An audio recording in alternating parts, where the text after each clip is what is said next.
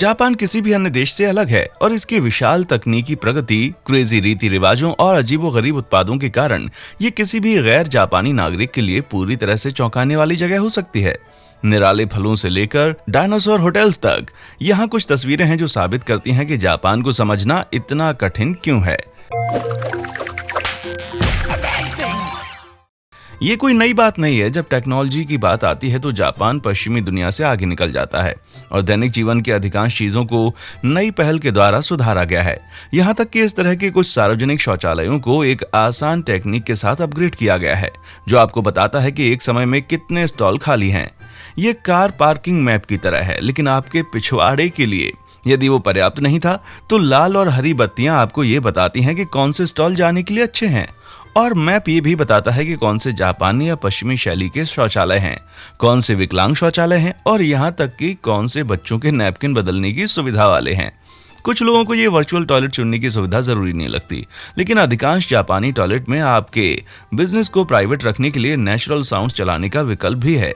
अब ये तो काफी ट्रिकी है ना। आपको ये जानकर आश्चर्य होगा कि जापान में केवल टॉयलेट ही ऐसी जगह नहीं है जहां आपको सार्वजनिक शौचालय मिल सकता है। यदि आप सुबह काम पर जाते समय इस दुविधा में आ जाते हैं तो आप इस आसान से लिफ्ट पॉटी पर बैठकर हल्के हो सकते हैं। मजाक कर रहा हूँ यार। इसका उपयोग केवल आपात स्थिति में किया जाना चाहिए, सीरियसली। इस तरह के आपातकालीन लिफ्ट टॉयलेट आपकी रेगुलर यात्रा के दौरान एक छोटे से ब्रेक स्टूल के रूप में कार्य कर सकते हैं। इसमें पीने के पानी, एक इमरजेंसी लाइट, टॉयलेट पेपर और डिओड्रेंट जैसे सभी आवश्यक चीजें शामिल हैं, जो आप तब प्रयोग कर सकते हैं जब आप कुछ समय के लिए कहीं फंस जाते हैं। जापान दुनिया की वेंडिंग मशीनों का कैपिटल है और केवल स्नैक्स और ड्रिंक्स ही ऐसी चीजें नहीं हैं जिसे आप चलते फिरते उठा सकते हैं। यदि आपका मछली का शोरबा, शॉपिंग बैग का या यहाँ तक कि फार्म हाउस के ताजे अंडे खत्म हो रहे हैं ना, तो ये उपयोगी मशीनें आपकी समस्या हल कर देती हैं।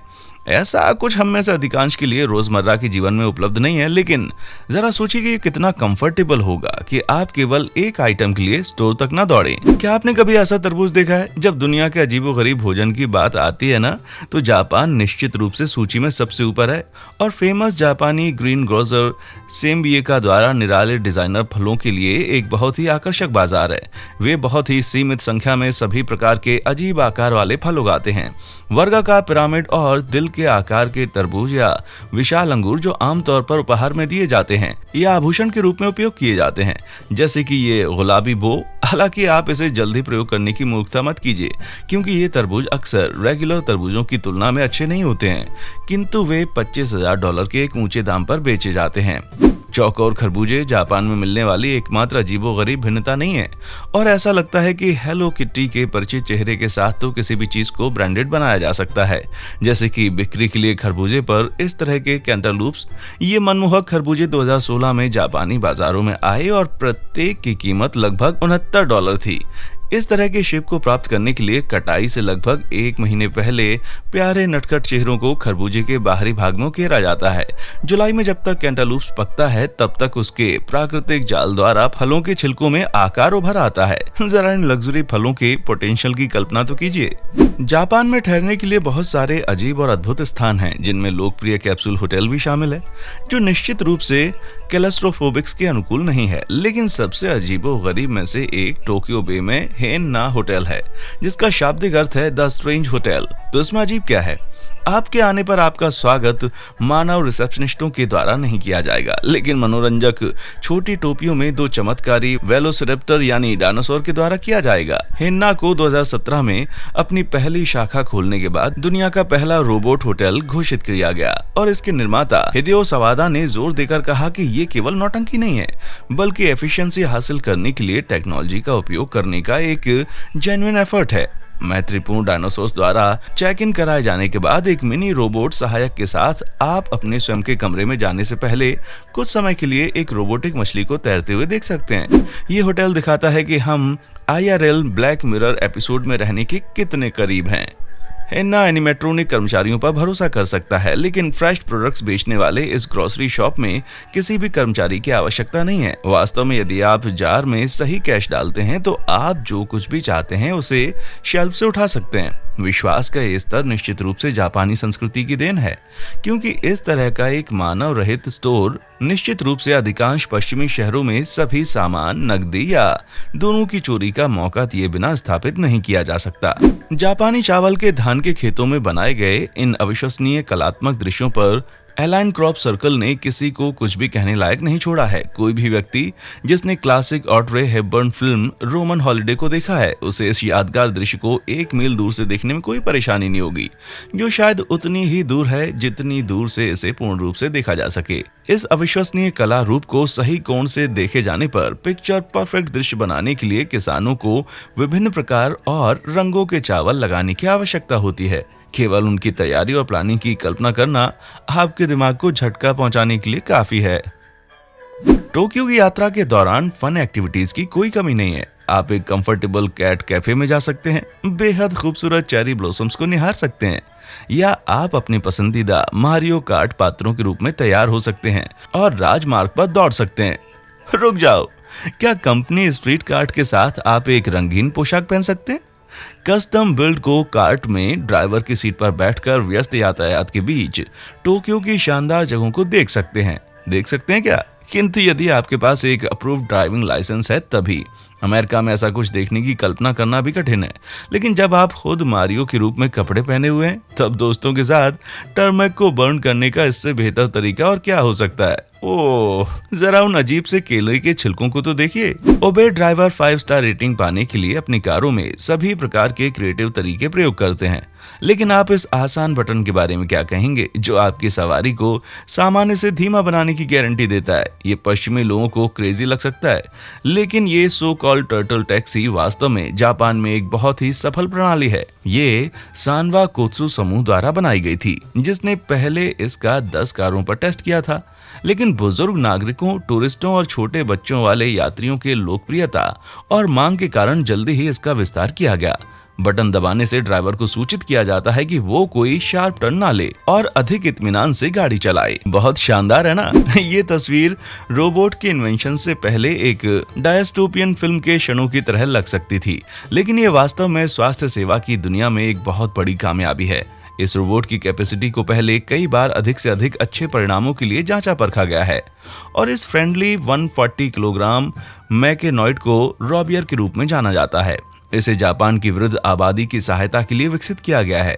रोबियर रोगियों को बिस्तर से उठाकर व्हील चेयर तक ले जाने में सक्षम है, और इसके डेवलपर्स को उम्मीद है कि ये नर्सों और देखभाल करने वालों पर पड़ने वाले तनाव को कम करने में हेल्पफुल हो सकता है।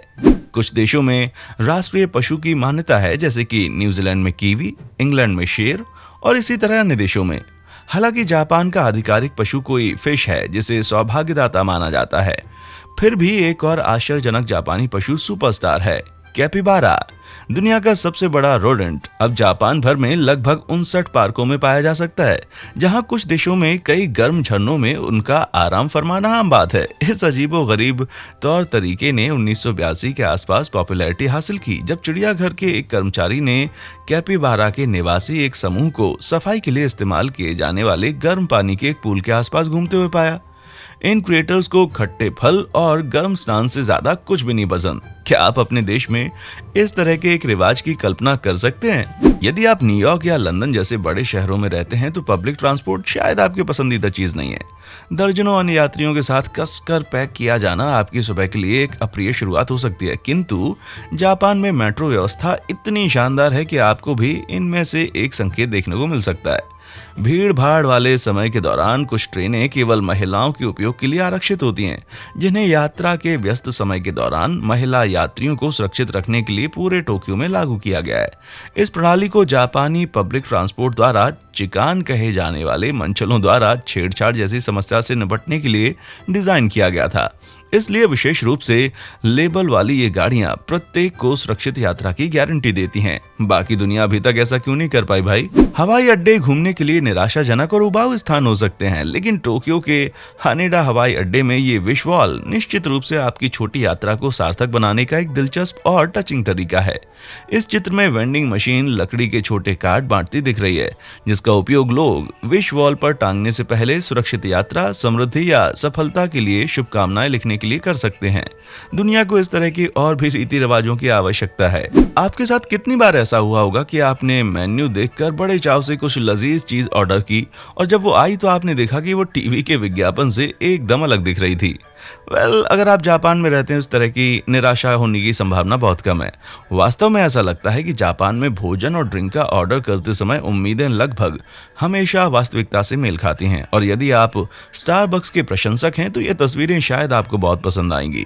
यदि आप कुछ नया ट्राई करने की हिम्मत करते हैं और कुछ इस तरह परोसने से परेशान हैं तो जापान निश्चित रूप से आपके लिए परफेक्ट जगह है। बिना खुद देखे ये मानना मुश्किल है कि बड़े शहर अज्ञानतावश कितना वेस्ट पैदा करते हैं, और जापान में इस भोजनशाला में आप अपने दोपहर के भोजन में बात करते समय अपनी आंखों के ठीक सामने कूड़े के ढेर को प्रोसेस होते हुए देख सकते हैं।